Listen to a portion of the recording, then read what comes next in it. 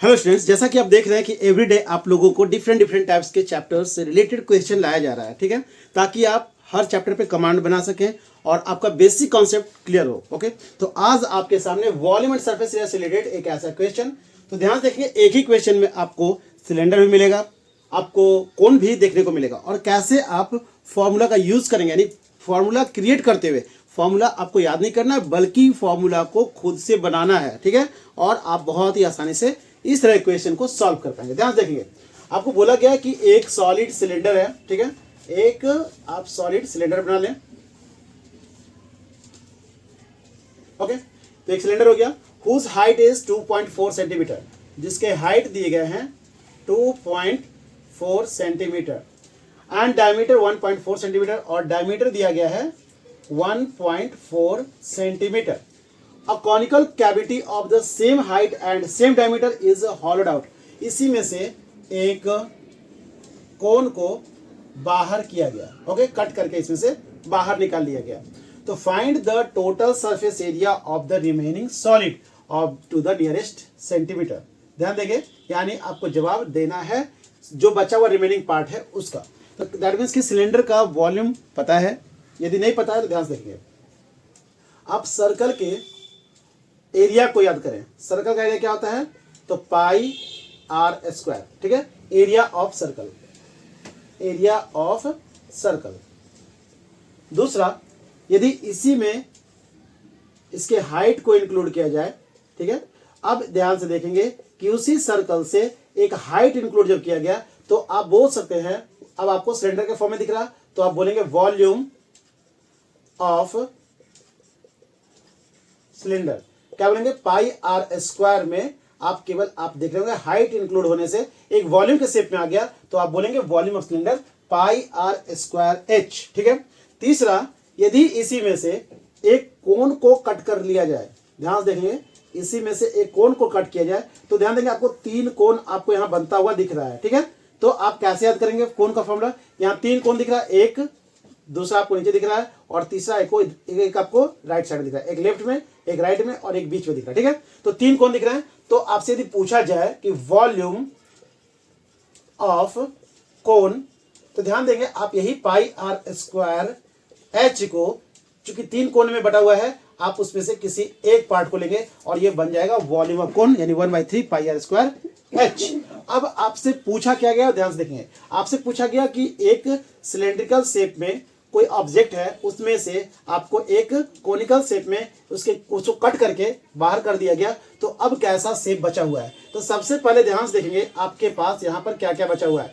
तो इस कंडीशन सबसे पहले आप देखेंगे एक सर्कुलर पोर्शन ऊपर बचा हुआ टॉप पर, फिर आप देखेंगे ध्यान से तो आपको कर्व सरफेस एरिया यहाँ बचा हुआ है और अंदर में आपको एक कोनिकल शेप यानी कोन बचा है, तीन चीज। तो आप लिख सकते हैं total surface area of remaining solid, ठीक है। तो उसमें मैं पूछूं क्या क्या बचा हुआ है तो आप क्या बताएंगे? सबसे पहले आप बताएंगे कि एक curved surface area of cylinder, curved surface area of cylinder. दूसरा क्या है? एक सर्कुलर पोर्शन बचा हुआ है तो आप लिखेंगे area of circle, area of circle. और तीसरा, आपको एक कोन इसके अंदर बनता हुआ दिख रहा है तो आप लिख सकते हैं curved surface area of cone, ठीक है। तो अब फॉर्मूला आप यूज करें, curved surface area of cylinder क्या होता है? तो 2 पाई आर एच, 2 पाई आर एच। यदि आपको ये भी फॉर्मूला याद नहीं है तो मैं बता दूं आपको कि सर्कल का जो सरकमफ्रेंस होता है वो क्या होता है? 2 पाई आर, ठीक है। और इसी में यदि हाइट को इंक्लूड कर दिया जाए तो क्या हो जाएगा? वो दैट मीन्स की curved surface area of cylinder. आप लिखेंगे curved surface area of cylinder, क्या हो जाएगा? 2 पाई आर में आप एच इंक्लूड करेंगे तो 2 पाई आर एच हो जाएगा, ठीक है। तो आप लिख सकते हैं curved surface area of cylinder 2 pi R H plus area of circle क्या होता है? पाई आर स्क्वायर। और curved surface area of cone, curved surface area of cone कितना होता है? तो पाई आर एल। ध्यान रखेंगे आप, एल मीन्स स्लैंट हाइट, ठीक है। अब ध्यान से देखिए, आप तीनों में यदि कॉमन आपसे पूछा जाए तो आप क्या बताएंगे? तीनों में कॉमन आपके पास पाई तीनों में है और आर तीनों में है, तो पाई और आर जैसे ही आप बाहर करेंगे आपके पास क्या बचेगा? 2h प्लस पाई और आर, चूंकि आर यहाँ दो बार है तो एक बार आर बाहर निकल गया तो आपके पास एक आर बचा हुआ है प्लस पाई और आर जैसी आपने बाहर निकाला तो आपके पास बचा हुआ है एल। ओके, लेकिन सबसे पहले आपको एल जानना है, एल कितना है, यानी पाई आर एल।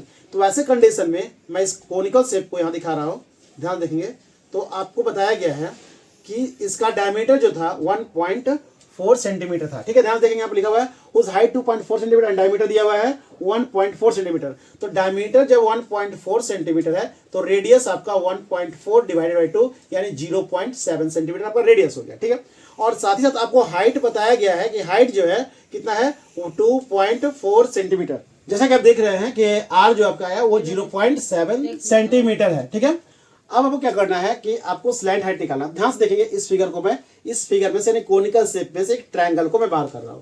तो ट्रायंगल को जैसे ही बाहर करेंगे आप, आपके पास जो रेडियस दिया हुआ है यानी ये बेस जो दिया हुआ है वो कितना है 0.7 सेंटीमीटर और हाइट जो है कितना है आपका 2.4 सेंटीमीटर। ठीक है, आपसे स्लैंट हाइट पूछा गया, यानी अगर ट्रायंगल में देखा जाए तो h है और यदि कोण में देखा जाए तो यही आपको l का काम करता है। तो जैसी h आपसे पूछा जाए तो h इज इक्वल टू क्या होता है, बोलेंगे आप परपेंडिकुलर का स्क्वायर प्लस बेस का स्क्वायर। ठीक है, तो परपेंडिकुलर कितना दिख रहा है 2.4 का स्क्वायर प्लस बेस में कितना है तो 0.7 का स्क्वायर। ओके, अंडर रूट कर देंगे तो 2.4 का स्क्वायर कितना हो जाएगा 576 यानी कि 5.76 और 7 का स्क्वायर कितना होगा 0.49। ठीक है, अब ध्यान से देखेंगे इन दोनों को आपस में ऐड करेंगे तो 5.76 में 0.49 ऐड करेंगे तो यानी 6.25। तो अब यहाँ दिखाएंगे 6.25 और जैसे इस अंडर रूट से बाहर करेंगे तो कितना आ जाएगा 6.25 जो है अंडर रूट से बाहर होगा तो 2.5 का ये स्क्वायर है। ठीक है, तो आप देखें कि एल जो है यानी स्लैंट हाइट जो आप निकाल रहे थे वो कितना निकला आपका एल 2.5।